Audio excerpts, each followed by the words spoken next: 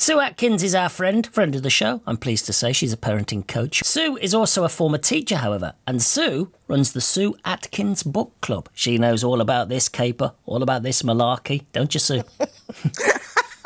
I hope so, a bit. You do. I'm going to ask you the same question as I asked Penny. How vital is it that children pick up a book and begin their journey into reading? Well, there's all sorts of reasons, really. I mean, it's even down to the fact that you can access, if you want to read on, a website, you want to open a bank account, you want to read the news.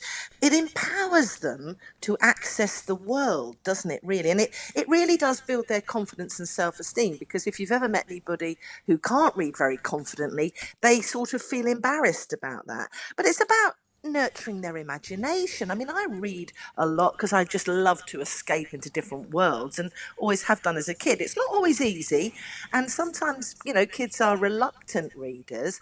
So I've done a blog just recently as well, all around ideas to help parents nurture that. You don't have to read long periods of time. You create a bit of a habit. I did something on Twitter actually every day where I was putting up, where you could read a book that was different or a different idea around making it fun, not necessarily a challenge. Build a tent in the garden and go and read in there with the teddy bear or the dog or something. Just free up your imagination. But reading is so important to everything. But it's a big challenge, isn't it? Because there's so much more that kids are interested in, and books might, now it's a big word, they might be considered to be old-fashioned these days. Oh, no, because there are so many wonderful books. And you build that habit right from when they're babies, don't you? Board books. Then you curl up on your lap and you read a bedtime story or whatever it might be. You create memories that last a lifetime. You read to them. You read with them. You help them learn to read. You show them how, the words go from left to right. You can have a chin wag and a chat around the pictures. And for me, that's very important. Even if the children can't read the words, you can have the conversations and ask them open-ended questions. There's just loads of stuff you can do around reading and building that habit. And if they do like to be on screens, well, wean them off it by maybe, I don't know, using a Kindle or an ebook or something to get them interested. And then, bring books into the home and create that atmosphere. And don't forget, they're watching you all the time. So if you never pick up a book or a magazine or a newspaper, they're going to not really learn from you around reading, are they?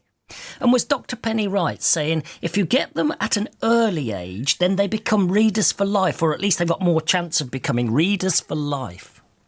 Yes, and enjoy it, enjoy reading to them then if they're young or if they aren't very confident. And over time, you've got to be patient. Over time, you build up their concentration, because that's the other thing I notice, and myself to blame too when I'm on Twitter and messing around on social media. That's why I make myself read a book as well, because I've got to concentrate. And then, of course, I'm off and I'm good on that. I love it. I escape. But for children, yes, little and often. It's not, when I was a deputy head, the whole point is not just, on a Sunday we read for an hour. It's just maybe 5 or 10 minutes every day, and make it enjoyable, make them feel that they are successful at it. But toddlers love to reread stories because they know what's coming. And when they're little, the world is very uncertain and they don't always know what's next. So the idea of reading a little book that they've already read and they love the stories, they know the characters, they can laugh along with it, then you are creating that love of learning and reading. So today's big challenge in the world of Sue Atkins is get your little one to read a book hanging upside down. Yes, I put that one up just for fun. And then I said, where could you read it in an unusual place, behind the sofa? I don't know, sitting in the dog bed with the dog or something. Anything. Find a book with your child's name on it. Or what are they interested in? Is it dolphins or mermaids? Or is it about, the world, like eco-friendly books and stuff? Just find what they're interested in and just bring in books casually and relax. Don't make them sit there and read it to you.